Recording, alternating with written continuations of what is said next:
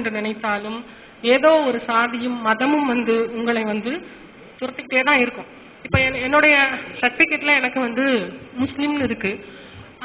ஒவ்வொரு முறையும் பள்ளியிலையும் கல்லூரியிலையும் வந்து அது ஒரு பெரிய கேள்வி எழுப்புவாங்க எல்லாரும், என்ன முஸ்லீம்னு இருக்கு ஏன் அப்படின்னு கேட்பாங்க.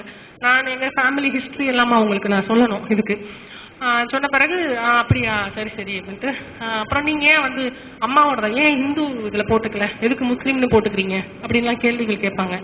அது ஒரு பெரிய வரலாறு இருக்கு. அதை பத்தி நான் பேச வேண்டிய மேடை இது அல்ல. ஏன்னா வந்து என்னுடைய தாயுடைய அப்பா அவர் வந்து ஒரு கோயம்புத்தூர் பகுதியை சேர்ந்து ஒரு பறைய சமூகத்தை சார்ந்தவர். அவர் அனுபவித்த இன்னல்களை வந்து தன்னுடைய மகள்களோ மகன்களோ வந்து அனுபவிக்க கூடாதுன்னு சொல்லி அந்த ஊரை விட்டே வந்து திருச்சியில இங்கதான் சுப்பிரமணியபுரத்துல இங்க அவர் இபியில வேலை பார்த்தாரு பியூனா. இங்கதான் வந்து தன்னுடைய ஃபேமிலிய இங்கதான் வந்து வச்சிருந்தாரு. தான் ஒரு பறைய சமூகத்தை சார்ந்தவர் அப்படின்ற எந்த ஒரு அடையாளமும் இந்த நகரத்துல தெரியாது யாருக்குமே. எல்லாருக்குமே வெள்ளாளர்னு சொல்லி சர்டிபிகேட் கொடுத்தாரு வீட்டுல இதுல ஸ்கூல்ல சேர்க்கும் பொழுது. அத்தனை பேருமே வந்து வெள்ளாளர் அப்படின்ற அடையாளத்தோட தான் இங்க இருந்தாங்க.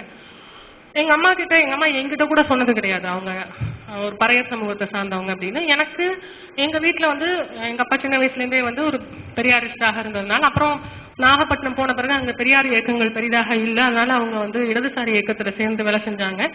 2 இயக்கத்திலயுமே வந்து இருந்ததுனால அவங்க வந்து சாதி அப்படின்ற விஷயத்த பத்தி எங்க கிட்ட யார்ட்டையுமே பேசினது இல்லை. என்கிட்டையும் என் தம்பிக்கிட்டையும் உங்க அம்மா எந்த சாதி உங்க அப்பா எல்லாம் எதுவுமே பேசினது இல்லை, நாங்களும் கேட்டுக்கிட்டது இல்லை. ஆனா ரொம்ப சின்ன வயசுல எங்க அம்மாவுடைய சொந்த ஊருக்கு போகும்போது சில சம்பவங்கள் நடந்திருக்கு. எனக்கு அந்த தெரியாத வயசுல எனக்கு ரொம்ப குழப்பமா இருக்கும், அது என்ன ஏன் அப்படி நடக்குதுன்னு புரியல. உதாரணத்துக்கு என் தம்பி ஒரு இதுல போய் தண்ணி குடிக்க போகும்பொழுது அங்க உள்ள ஒரு ஆள் வந்து விரட்டி விட்டார், இங்க தண்ணி குடிக்க கூடாது போ அப்படின்னு. அப்போ என்னுடைய சிற்றறிவுக்கு எட்டவே இல்லை அது ஏன் அப்படி சொல்றாரு அப்படின்ட்டு. ஆனா எங்க அப்பா ஊருக்கு வந்த பிறகு இனிமே அந்த ஊருக்கு என் பிள்ளைங்களை கூட்டிட்டு நான் வரமாட்டேன், நானும் வரமாட்டேன், அந்த ஊரு இப்படிப்பட்ட ஊரா இருக்கு, நான் வரமாட்டேன்னு எங்க அம்மா கிட்ட சொல்றாரு. எனக்கு அப்பவும் புரியல அது என்னன்னு. ஏன்னா இது வந்து நம்ம சில விஷயம் நான் இடதுசாரி அமைப்புல நானும் வேலை செஞ்சிருக்கேன்றதுனால சொல்றேன். இடதுசாரி அமைப்புகளுக்குள்ளும் பெரியார் அமைப்புகளுக்குள்ளும் கூட சாதியை கேட்கக்கூடாது, அடுத்தவங்க என்ன சாதின்னு கேட்கக்கூடாது, தெரிஞ்சுக்க கூடாதுன்னு அதுதான் நாகரீகம்னு நம்ம நினைக்கிறோம். ஆனா அது அப்படி இல்லை, தெரிஞ்சு வச்சிருக்கணும் அப்படின்றதுதான் வந்து நான் இவ்வளோ நாள் கத்துக்கிட்ட ஒரு விஷயம்.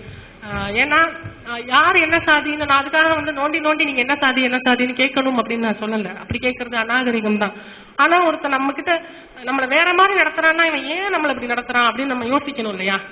அப்ப யோசிச்சு அவன் என்னவா இருப்பான் அப்படின்னு நம்ம கொஞ்சமாவது யோசிக்கணும். அப்ப வந்து அது நம்ம அமைப்புகள்ல நிறைய பேர் அது பத்தின